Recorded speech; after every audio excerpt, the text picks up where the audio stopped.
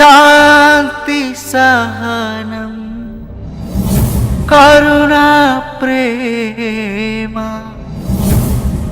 దయా క్షమలకు ఇతరాధారుడు శ్రమలకు ఓర్పుకు సమతా తీర్పుకు సాకారుడు ఈ పరిశుద్ధుడు.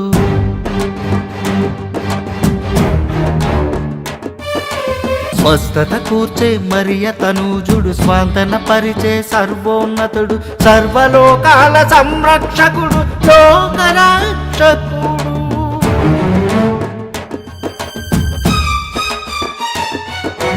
లోకరక్షకుడు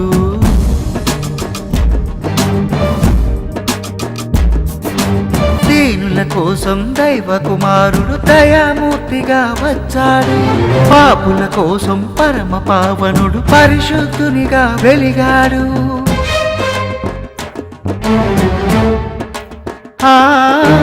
దీనుల కోసం దైవ కుమారుడు దయామూర్తిగా వచ్చాడు.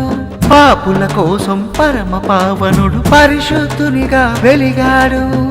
హీనుల కావగా యెహోవా సుతుడు అభిషిక్తునిగా వెలిసాడు. రక్తపు ధారల అభిషేకముతో జగతికి కరుణను నేర్పాడు. సర్వలోకాల సంరక్షకుడు లోకరక్షకుడు లోకరక్షకుడు. అయ్యో నేను చెప్పేది నిజం. అందుకే 5 నెలల నుంచి ఆమె బయటికి రావడం లేదు. ఈ వయసులో ఇదేం పోయాకాలమని అందరూ నవ్వుతారని ఇంట్లోనే ఉంటోందట. అయినా అదెలా సాధ్యం? బిడ్డల్ని కనే వయసు దాటిపోయి ఎన్నాళ్ళయింది? తాత వయసుకి జకర్యా తండ్రి కాబోతున్నాడా? ఇది నమ్మే విషయమేనా? నమ్ము నమ్మకపో, ఇది ముమ్మాటికి నిజం. అయినా అదెలా సాధ్యం? సాధ్యమో అసాధ్యమో ఓసారి పోయి విచారించొద్దామా మన ఎలిజబెత్ అమ్మని? అబ్బే వద్దులేమ్మా, పాపం బ్రతకంతా గొడ్రాలిగానే బతికింది. అదృష్టం బావుండి ఆమె తల్లి కావాలే గాని మనకంతకన్నా కావాల్సింది ఇంకేముంటుంది? అంతా దేవుడి దయ. అవును మరి, దేవుడి దయ కాకపోతే ఈ వయసులో ఇదెలా సాధ్యం? అవును, నాకు కూడా అదే అనిపిస్తోంది. అదిగో మాటల్లోనే ఎలిజబెత్ అమ్మొస్తోంది.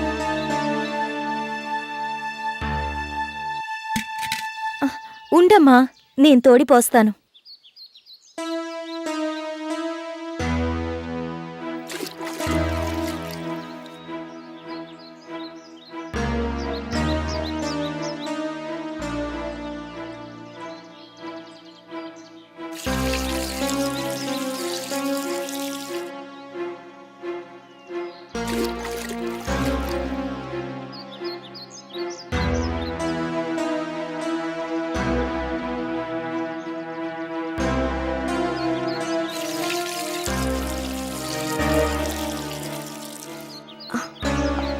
ఉండమ్మా, నేను తెచ్చి ఇంట్లో పెడతాను.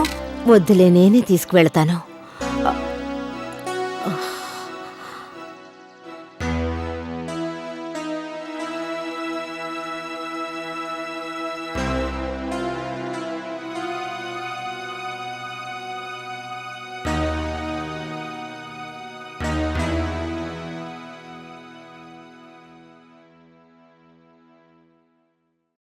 పరవాలేదులేండి, ఇది కష్టమైనా సుఖంగానే ఉంటుంది. కడుపులో బిడ్డ కదలాడుతూ ఉంటే కాబోయే తల్లి పరమానందంగా ఉంటుంది. కడుపుతో ఉన్న స్త్రీ ఎంత కష్టం చేస్తే అంత సుఖప్రసవం అవుతుందంటారు.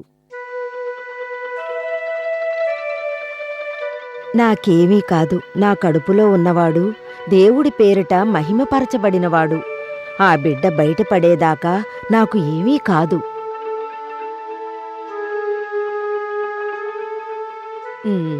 ఎలిజబెత్తమ్మా, ఓ ఎలిజబెత్తమ్మా, రండమ్మా రండి, అక్కడే ఆగిపోయారే.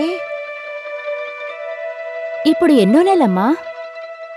మరి ఎన్నాళ్ళు మాకు చెప్పలేదేమ్మా? ఎలా చెప్తుందమ్మా మన ఎలిజబెత్తమ్మ బిడ్డల కోసం ఎంత తప్పించిపోయిందో మనందరికీ తెలిసిందే కదా. గొడ్రాలుగా ఎన్ని అవమానాలు ఎదుర్కొందో మనందరం చూశాం కదా. ఈ వయసులో కడుపున బిడ్డ పడితే దాన్ని జీర్ణించుకోవడం ఎంత కష్టం. ఒకవేళ జీర్ణించుకున్నా దాన్ని బయటికి చెప్పడం ఇంకా కష్టం. అదీ కాక ఉన్నట్టుండి జకారియాయకి మాట పడిపోయిందాయా. అవును, ఇది నిజంగానే దేవుడి దయ కాకపోతే ఎలిజబెత్తమ్మకి ఈ వయసులో కడుపు రావడం ఎంత ఆశ్చర్యం. ఊళ్ళో అందరూ అనుకుంటుంటే ముందు ఏమోలే అనుకున్నాం. మేమెవ్వరూ నమ్మలేదు. ఇప్పుడిది కలో నిజమో అర్థం కావడం లేదు.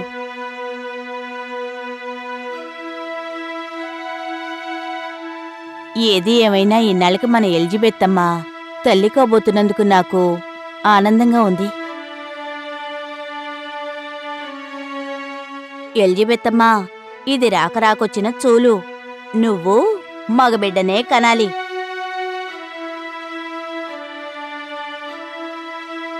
ఆరోగ్యం జాగ్రత్త ఎలిజబెత్తమ్మా. ఇక మేం బయలుదేరతాం.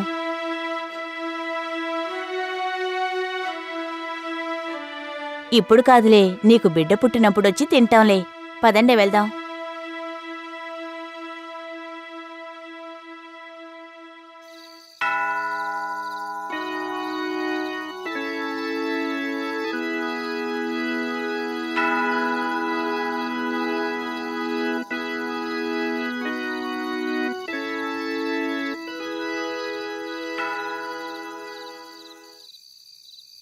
మరియా,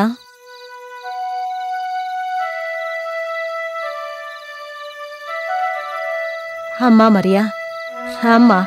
పొద్దుట్నుంచి నువ్వు ఏమీ తినలేదు, కనీసం మంచినీళ్ళైనా తాగలేదు. రా, వచ్చి 2 రొట్టె ముక్కలైనా తిను. వద్దమ్మా, ఆకలిగా లేదు. అలా అనకమ్మా, అసలు ఏమీ తినకుండా పడుకోకూడదు. ఇవాళ దేవుడి పేరిట ఉపవాసం ఉందామనుకున్నానమ్మా. ఆకలితో పడుకోవడం దేవుడికి ఇష్టం ఉండదమ్మా. రోజూ ప్రభువుకి సమర్పించే 2 రొట్టెలు ఈరోజు నీకోసం ఉంచాను. అవి దేవుని రొట్టెలమ్మా. అవి తిని హాయిగా పడుకో. ప్రభు సేవకురాలు పస్తులుంటే ప్రభువు తట్టుకోగలడా? రా, వచ్చి తిను.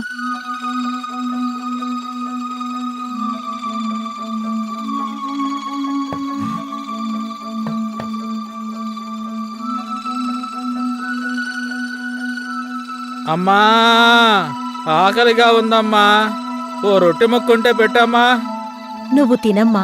ఎవరో అడుక్కునేవాడనుకుంటాను. పాపం ఆకలితో ఉన్నట్టున్నాడమ్మా. ఎప్పుడు తిన్నాడో ఏమో. 2 రొట్టె ముక్కలు పెట్టమ్మా. ఇంట్లో రొట్టెలు లేవమ్మా. నీకు పెట్టిన ప్రభు రొట్టెలు తప్ప అన్నీ అయిపోయాయి. తల్లి, ఆకలిగా ఉందమ్మా. ఓ రొట్టె ముక్కుంటే పెట్టమ్మా. ఆకలి తీర్చి పుణ్యం కట్టుకో అమ్మా. ఎక్కడికమ్మా? ఆ దీనుడి ఆకలి తీర్చడానికి. మరి నీ ఆకలి? ఇది చాలమ్మా నాకు.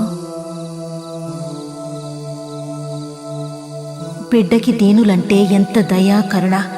మరియ మాకు మాత్రమే బిడ్డ, లోకానికి తల్లి, లోకాలన్నింటికీ తల్లి. అమ్మా, ఆ దీనుని ఆకలి తీర్చావా తల్లి? మరి నీకు? మాకు బిడ్డగా పుట్టి దీనులకి తల్లయ్యావా అమ్మా?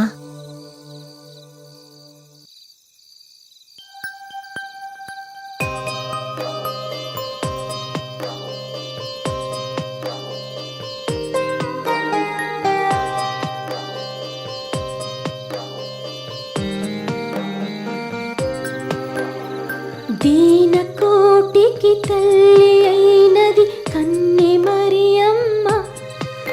ఆ దీనులందరి కోసమే తను ఇలకు దిగినాది.